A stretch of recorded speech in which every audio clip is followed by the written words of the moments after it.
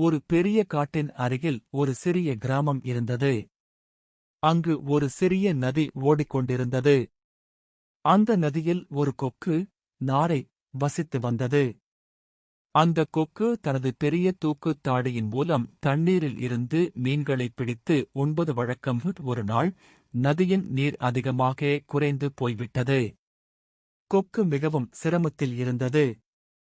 அதற்கு கிடைக்கவில்லையெனில் தானும் வறுமைக்கு உள்ளாகி இறக்குமாயிருக்கும்.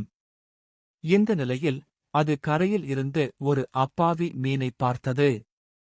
அது நீரில் தண்ணீர் இல்லாமல் துடித்துக் கொண்டிருந்தது. கொக்கு பாவம் கொண்டு, என்னை நம்பு, நான் உன்னை காப்பாற்றி ஒரு பெரிய ஏரிக்கு கொண்டு போகிறேன் என்று மீனைச் சொன்னது.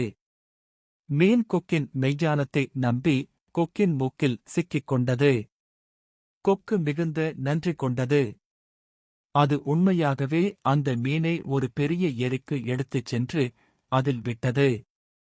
மீன் பெரிதும் மகிழ்ச்சி அடைந்து கொக்கிற்கு நன்றி கூறியது. அந்த ஏரியின் மீன்களும் கொக்கின் செயலைப் பார்த்து வியந்து, நீங்கள் ஒரு நல்லவன், தாங்கள் எங்களை பாதுகாக்கின்றீர்கள் என்று கூறினார்கள்.